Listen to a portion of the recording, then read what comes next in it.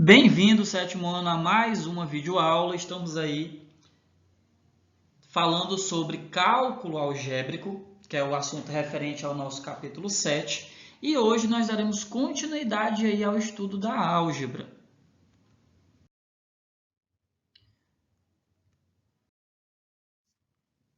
Então, falaremos hoje na nossa aula sobre fórmulas e equações. Então, primeiramente aí vamos falar um pouquinho sobre fórmula. Um dos índices mais usados por profissionais da área da saúde para avaliar as condições físicas de um paciente é o Índice de Massa Corporal, o IMC. Por meio dele, é possível verificar o nível de gordura corporal de uma pessoa de acordo com a sua altura e massa. O IMC é calculado pela seguinte fórmula: I é igual a P sobre A elevado a 2. Nessa fórmula, turma, o I indica o IMC, o índice de massa corporal, P indica a massa em quilogramas e A é a altura, que será sempre representada em metros. Então, para eu calcular o IMC de uma determinada pessoa, eu pego o seu peso e divido pelo quadrado da sua altura. E isso vai sempre ser representado por esta fórmula. I igual a P sobre A elevado ao quadrado. Então, estamos vendo aí uma tabela, certo? Onde está sendo representado aí o IMC, né? Uma faixa aí que está representando o IMC. E, por exemplo, se uma pessoa tem o IMC abaixo de 18,5, nós dizemos que ela está na categoria abaixo do peso. Se ela estiver acima, se o IMC dessa pessoa estiver acima de 40, ela já está em obesidade de grau 3, certo? Então, de acordo com essa nossa tabela, nós podemos aí verificar se a pessoa está abaixo do peso, peso normal, que é de 18,6 a 24,9, se ela está no sobrepeso, que é de 25 a 29,9, se ela está em obesidade de grau 1, que é de 30 a 34,9, obesidade de grau 2, que vai de 35 a 39,9, ou se ela está em obesidade em grau 3, que é acima de 40. Então, turma, nós vamos observar o seguinte, vamos calcular aí o IMC de uma determinada pessoa que tem 1,75 metros de altura e está pesando aí 85 quilos. Então, o que é que será feito? I é igual a P sobre 2 elevado ao quadrado. Então, nós já sabemos que P é a massa, que é representada em quilogramas. A é a altura, que é representada aí em metros. Então, vamos fazer a substituição. 85 sobre 1,75 elevado a 2. Vamos primeiro resolver a nossa potência, certo? Então, fica 85 dividido por 3,0625. Realizando aí a nossa divisão, a pessoa vai ter aproximadamente, tá, turma? Esse nome desse símbolo aqui é aproximadamente 27,76. Nesse caso, como o índice calculado é maior que 25 e menor ou igual a 29,9, segundo a tabela que nós vimos no slide anterior, o IMC, né, essa pessoa está aí classificada na categoria sobrepeso, ou seja, ela está numa pré-obesidade.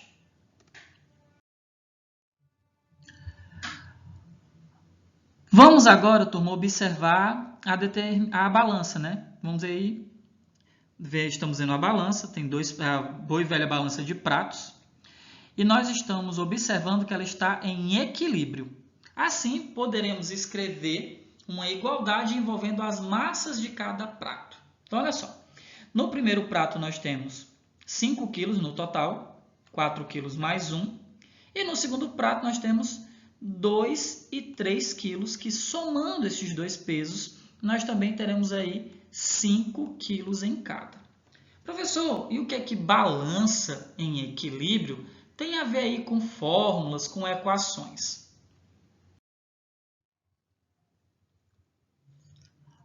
Olha só, turma, vamos agora aqui ver de uma forma algébrica. De maneira parecida, podemos escrever a situação anterior envolvendo números e letras. Nesse caso, nós chamaremos essa situação aí de equação. Na balança a seguir, a letra X vai estar representando a massa desconhecida da caixa, certo? E por que é uma equação? Nós teremos aí uma equação porque nós temos uma igualdade e nessa igualdade nós temos uma variável, nós temos uma letra representando um valor desconhecido. A palavra equação, turma, vem do latim aequatione, que significa igualdade ou repartição igual. Poderíamos, então, resolver essa equação, ou seja, determinar o valor de x, usando a operação inversa da adição, que seria a nossa subtração. Se a equação é x mais 2 igual a 5, então, de cara, nós saberemos que o valor de x é 3. Porque se você pensar, qual é o número que mais 2 eu terei como resultado 5? Só pode ser o 3, certo? Então, para eu ter certeza de que x é igual a 3, basta eu fazer o seguinte. Se x mais 2 é igual a 5, x será igual a 5 menos 2. Portanto, o nosso x será igual a 3. 3 é o único valor que tornará a nossa igualdade verdadeira. Então, turma, para resumir o que eu falei aí sobre a equação, que também é uma fórmula, tá certo? Só que no caso das fórmulas, nós teremos um padrão constante e nas equações a gente não pode dizer que x, que a incógnita sempre vai ter o mesmo valor. Nós sabemos que cada caso vai ser um caso, mas as equações, elas também podem ali se encaixar no critério de fórmulas, certo? A equação é a representação de uma fórmula. Então, olha só, a equação é uma igualdade na qual aparecem uma ou mais letras que nós chamamos de incógnitas ou variáveis, que estarão representando valores desconhecidos. Em uma equação, cada lado da igualdade é chamada de membro. Então, antes da igualdade, nós temos o primeiro membro e depois da igualdade, nós teremos o segundo membro. Quando resolvemos uma equação, nós iremos aí determinar os valores desconhecidos das variáveis ou das incógnitas. Esses valores que são encontrados para essas letras, nós chamaremos de solução ou raiz da equação.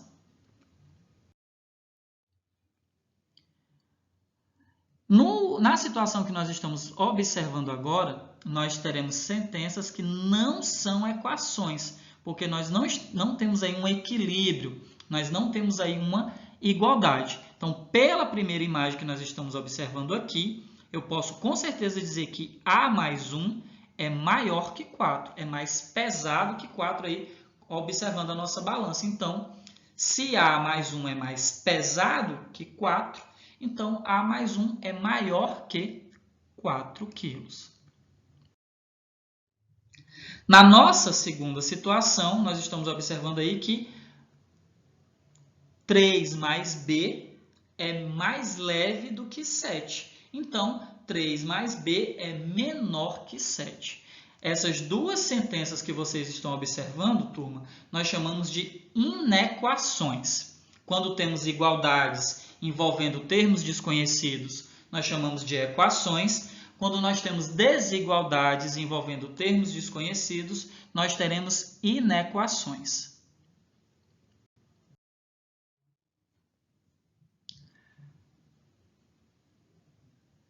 Então, só para a gente recapitular, a álgebra é a parte da matemática que estuda expressões e cálculos envolvendo letras e números. O uso de letras será utilizado para representar um número desconhecido. E dessa forma, nós podemos escrever em linguagem matemática problemas que envolvam diversas áreas. E aí, só a critério de curiosidade, o símbolo para a representação da igualdade, né, tal como nós o conhecemos hoje, foi usado pela primeira vez pelo inglês Robert, em uma obra publicada um ano antes de sua morte, ou seja, em 1557. Segundo o autor, não pode haver duas coisas mais iguais, justificando então o uso de um par de retas paralelas para representar a igualdade.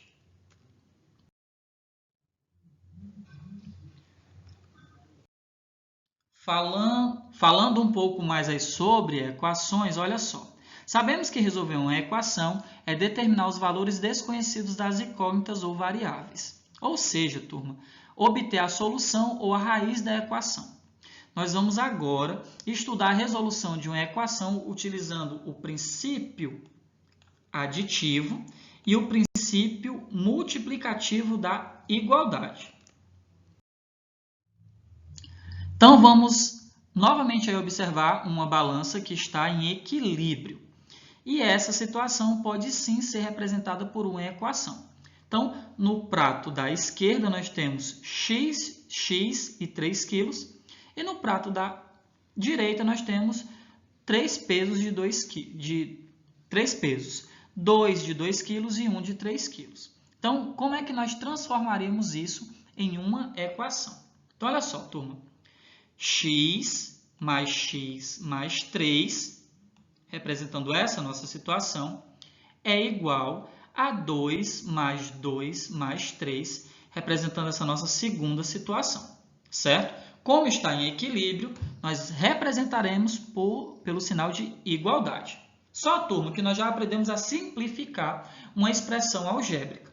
X mais x, por serem termos semelhantes, nós podemos dar ali uma simplificada. X mais x, 2x mais 3. E aqui, ó, 2 mais 2, 4. 4 mais 3, 7. Temos aqui uma equação com menos termos, consequentemente, uma equação mais simples. Vamos, então, agora ver como resolveremos a equação 2x mais 3 igual a 7. Então, turma, olha só. Vai parecer um pouco complicado no início, mas depois eu explico de uma forma mais simples. Vamos pensar da seguinte forma. Se retirarmos 3 quilos de cada prato, a balança continuará em equilíbrio. Então, ficamos apenas com 2x igual a 4, como está sendo representado aqui. Isso que eu acabei de realizar é o que a gente chama de princípio aditivo, tá certo? Mais à frente eu explico um pouco melhor. Então, o fato de eu ter ali retirado de cada prato da balança 3 quilos, eu fiz a utilização do princípio aditivo.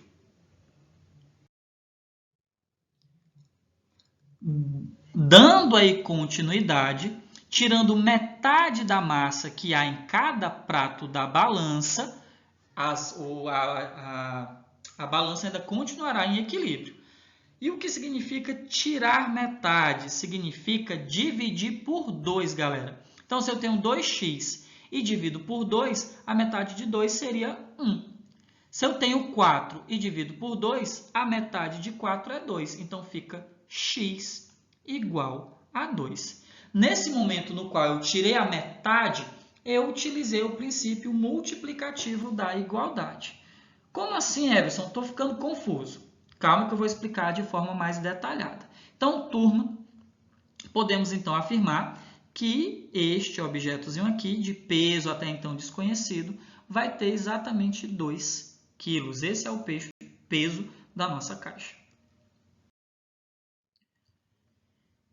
Então, vamos explicar aí com mais calma o que é o princípio aditivo da igualdade. Quando adicionamos ou subtraímos um mesmo número aos dois membros de uma equação, a igualdade não vai ser alterada. Então, tanto faz eu adicionar ou eu subtrair, contanto que seja feito nos dois termos da equação, no primeiro e no segundo membro. Já o princípio multiplicativo da igualdade é quando multiplicamos ou dividimos os dois membros de uma determinada equação pelo mesmo número que seja diferente de zero. Dessa forma, a igualdade também não se altera. Então, vamos observar aqui uma outra situação onde vai ser utilizado o princípio aditivo e o princípio multiplicativo da igualdade. Então, temos aqui a equação 5x menos 4 igual a 26. Então, nesse caso, como eu quero aqui eliminar esse menos 4, e vocês já aprenderam nas adições algébricas, quando eu estou em uma adição algébrica, trabalhando com números de mesmo valor e sinais iguais, esses valores são eliminados. Então, se eu tenho aqui menos 4 e eu quero eliminar esse menos 4, o que eu farei? Vou colocar aqui nos dois membros, no primeiro membro e no segundo membro, o 4 positivo, o mais 4. Então, menos 4 mais 4 serão aí eliminados. Sobrando, então, aqui nesse nosso primeiro membro, apenas 5x. Porém, como eu adicionei 4 no primeiro membro, eu também tenho que adicionar 4 no segundo membro. Então, 26 mais 4, 30. Já dei aí uma simplificada na nossa equação. Agora, eu tenho 5x igual a 30. Nesse momento, eu vou utilizar o princípio multiplicativo. Como eu quero eliminar esse 5 aqui, turma, então eu vou precisar dividir tanto o primeiro membro como o segundo membro por 5. Porque eu fazendo isso, eu vou eliminar esse 5 aqui, porque 5 dividido por 5 é igual a 1, e 1 vezes x é x. 30 dividido por 5 é 6. Então, a solução da nossa equação, a raiz da nossa equação, será 6. X igual a 6. Tio, é complicado demais fazer isso. Não tem um jeito mais fácil, não? Tem, turma. Tem um jeito mais fácil, eu vou explicar agora. Temos aí a mesma equação. 5x menos 4 igual a 26. O que nós faremos de início? Vou pegar este menos 4 e vou jogá-lo para o segundo membro. Toda vida que você trocar um termo de membro, esse termo passa para o outro membro, só que realizando a operação inversa. Se o nosso 4 estava subtraindo, quando ele vier para o segundo membro, ele vem somando. Então, fica 5x igual a 26 mais 4. 26 mais 4 é igual a 30. Olha, muito parecido com o que nós vimos lá anteriormente. Eu nem precisei fazer aquela coisa de adiciona aqui, adiciona lá. Eu já estou aplicando o princípio aditivo de forma direta na nossa equação. Então, temos aqui 5x igual a 30. Lembra que eu já expliquei para vocês que quando uma letra acompanha um número, essa letra e esse número se multiplicam. Eu vou pegar esse 5 e vou trocar esse 5 de membro também. Vou jogar esse 5 para o segundo membro. Se no primeiro membro o 5 multiplica, no segundo membro, muito bem, ouvi daqui a resposta de vocês, ele vai dividindo. Então, x vai ser igual a 30 dividido por 5. 30 dividido por 5 é igual a 6. Utilizei o princípio aditivo, o princípio multiplicativo da igualdade, só que de forma muito mais direta. E aí, turma, finalizamos aí mais uma videoaula. Vamos aí agora colocar em prática o que vocês aprenderam, porque vocês estavam bem atentos. Professor, ainda fiquei com dúvida. Vamos aí realmente colocar à prova o que foi explicado. Resolvam as páginas 119, 120, 121, 122 e 123 do nosso módulo 3, certo? E não esqueçam dos nossos encontros ao vivo, tá, galera? É muito importante a participação de vocês nesses encontros para o nosso Tira Dúvida, tá certo? Forte abraço e até a nossa próxima videoaula.